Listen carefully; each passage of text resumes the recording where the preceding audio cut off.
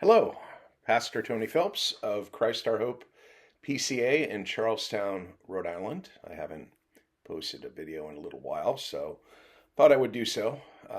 On the cusp of 2026, on New Year's Eve. And if you're like me and like any human being in the Western world, you've probably lived through reflections on the prior year and resolutions for the coming year. And there's almost a civic piety connected with this. It's not just Christians who do this, but people with or without religion who are trying to find a meaningful way to reflect on time. And the transition from one year to another is certainly significant.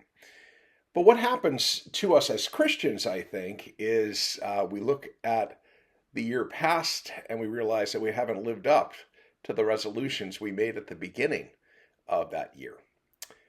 And so, nonetheless, we still go forward and say, well, this year I'm going to lose 20 pounds. I'm going to stop smoking. I'm going to drink less, whatever it might be. I'm going to read more books. If we're Christians, we're going to read. I'm going to be more consistent with my Bible reading. And what is all of that? That is honestly just law. I want to know Christ better. I want to know the gospel better. But making Christless resolutions with my right hand upheld to the law will lead me to condemnation, right? It's nothing but another reestablishment of the covenant of works, which is wired into my heart as a fallen human being. I think there was a very honest, my favorite year-end reflection, just a brief quote that I wanted to share with you, is from Augustus Toplady, and he was a contemporary of John Wesley in the 18th century. He was an Anglican Calvinist, and he was an opponent of Wesley because Wesley was Arminian in his view of salvation and the doctrines of grace. He rejected the doctrines of grace. So Toplady engaged him and wrote treatises opposing him at several points and reaffirming Calvinistic doctrine. He also wrote some amazing hymns, one of which you might not know unless you're Reformed and have used the Trinity hymnal and now the Trinity Psalter hymnal, and that is A Debtor to Mercy Alone, which is a beautiful reflection on God's covenant of grace, on the imputed righteousness of Christ as that being our only confidence. Then the more famous hymn that he penned is Rock of Ages, cleft for me. And just glorious, two glorious gospel-centered hymns. But without further ado, I'm just going to click over here on, not on some deep text, but on X, Twitter X, where this quote was recycled by someone and shared by someone, a very same meme quote that I've shared before too, and others have shared as well. But here's a quote.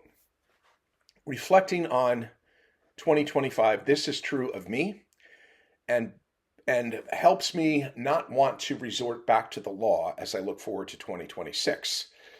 This is what Augustus Toplady wrote. Upon a review of the past year, I desire to confess that my unfaithfulness has been exceedingly great, my sins still greater, God's mercies greater than both. My shortcomings and my misdoings, my unbelief and want of love would sink me into the lowest hell. Was not Jesus my righteousness and my Redeemer? I think that is the best way that we can reflect back on the prior year and look forward to the new year. Not with empty resolutions that we will be more faithful, more loving, better people. I'll be a better me in 2026. No, I have a better Savior. I have the greatest Savior, the one who is my redemption, the one who is my righteousness, and the one who therefore should be my only confidence, not only going into 2026, but forever. So thanks be to God for the honesty of Augustus Toplady in sharing that quotation. That's the most honest reflection, I think, that we can have as Christians. You failed in 2025. You will fail in 2026, but your Savior will never fail you. Thanks be to God.